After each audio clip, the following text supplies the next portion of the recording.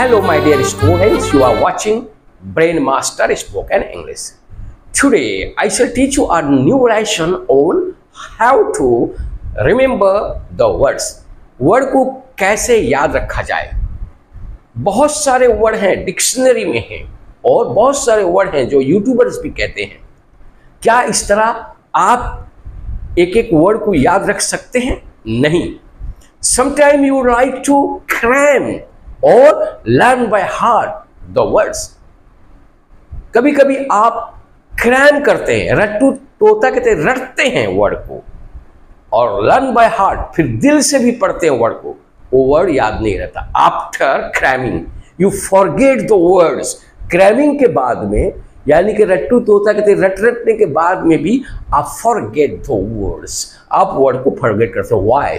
Because you have not applied the right method how to remember the words. आपने right method का प्रयोग नहीं किया कि किस तरह हम वर्ड को याद रखें। Right method to remember the word is to take full sentence.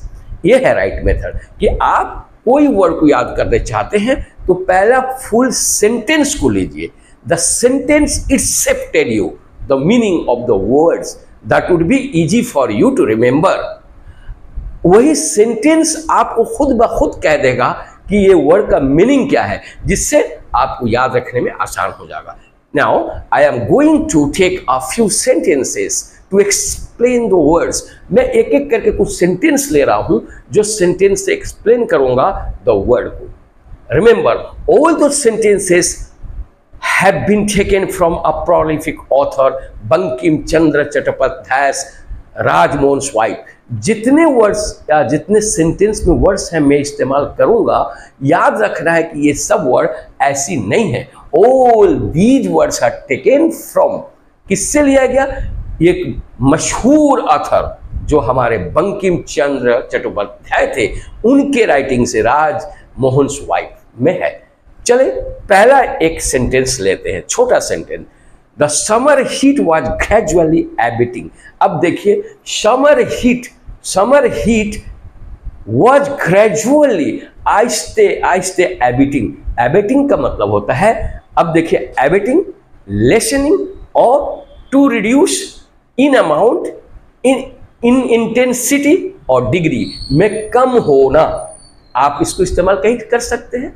The summer heat was gradually abating. Summer का, ग्रीष्म महीने का, गर्मी के दिन का जो हीट था, गर्मी था, आहिस्ते आहिस्ते क्या हुआ? एबिटिंग हुआ। दैट मीन्स कम हुआ।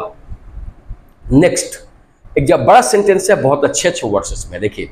10 armed formidable champion of world conquering sex set out with pitcher in her arms and pushing open the watered gate of a neighboring house enter within it। देखिए सेंटेंस कितना अच्छा है। द आर्म्ड, आर्म में लिए हुए, arm मतलब हुआ ये जगह, इसमें लिए हुए क्या हुआ? Formidable champion. Here the word formidable, आपको इस वर्ड के बारे में जानकारी होना होगा। फॉर्मिडेबल क्या है? इनएक्सट्रिकेबल, डॉलफुल, डिफिकल्ट टू डील विथ, डर पैदा कर देने वाली। फॉर्मिडेबल करने वाला माने खौफ पैदा कर देने वाला। चैंपियन, विजेता, कौन है? Of world concurring sex. वो कौन है? World concurring sex. ये एक नया वर्ड है, वर्ल्ड कंकरिंग सेक्स। ये आपके सामने पहला है। But I already have told you, मैंने आपको कह दिया ये वर्ड कहां पाइएगा? राजमोहन स्वाइप के अंदर में, उस टॉपिक के अंदर में जाइएगा, ये वर्ड्स आपको मिल जाएगा। जो लिटरेचर के लड़के हैं वो ये वर्ड पाएंगे, वर्ल्ड कंकरिंग सेक्स। अब वर्ल्ड कंकरिंग सेक्स क्या है? वर्ल्ड कंकरिंग सेक्स है वुमेन, औरत। फेयर सेक्स, लेडी, ये है वर्ल्ड कंकरिंग सेक्स। अब वो क्या करते हैं फिर? सेट आउट, वो निकलती है, set out with pitcher. Pitcher माने वो जो सुराही होता है उसको लेकर आती है पानी लेने के लिए। इन हर आर्म्स, अपने आर्म्स। पहले वो आर्म में बोल दिया 10 आर्म, देखिए फिर ऊपर में 10 आर्म, यहां पर आर्म में लेके आती है। एंड पुशिंग ओपन, खोलती है क्या करके? धक्का देके। Pushing open the वाटेड gate वाटेड gate, वाटेड gate का मतलब था गेट। अभी हम लोग का तो अच्छा अच्छा गेट लग रहा है ना, उस वक्त में गरीबी था। गेट का जो बनावट था वो क्या था, किससे? Gate made of leaves and woods, वो लकड़ियों से और पत्तों से बना हुआ गेट होता है। उसको धक्का दे के क्या करती है, gate of a neighbouring house enter within it, वो उसके अंदर में दाखिल हो गई। यानी कि इस सेंटेंस को आप समझ गए कि सेंटेंस में फॉर्मिडेबल, आप फॉर्मिडेबल का एक वर्ड ऐसा भी लिखते हैं, her mother is a rather formidable, ये भी एक वर्ड ऐसा लिख सकते हैं, her mother is a rather formidable. वो क्यों? पर डर पैदा कर देने वाली है। एक जगह में चिल्लाती है ऐसा करो, her mother is a rather formidable. The next sentence now look at the dainty leaves of the woman of 18 were not burdened with such abundance of ornaments। यहां पर जो वर्ड है देखिए, the dainty limbs, dainty limbs का माने क्या है? पहले मैंने माने देखिए, dainty का मतलब delicately small and pretty, बहुत ही नाजुक और खूबसूरत। elegant, exquisite, नाजुक, सुंदर। सुंदर limbs माने पूरा चेहरा, एक अज़ा, ये शरीर का आया। ऑफ द वुमेन, लड़कियों का, ऑफ 18 वेयर नॉट बॉर्डन्ड। बॉर्डन का मतलब होता है लोड नहीं लिया हुआ था, with such abundance of ornament. Abundance का मतलब very large quality of something, उनका बॉडी। पहला फिर देखिए, द डेंटी लिम्स, नाजुक जिस्म, बदन, ऑफ द वुमेन, औरत का, यानी कि जो कितना साल की थी? सिर्फ 18 साल की थी, 18 ईयर्स। वेयर नॉट बॉर्डन, उन लोगों का शरीर। यहां पर लीम्स है, इसका मतलब ज्यादा औरत को दिखाया।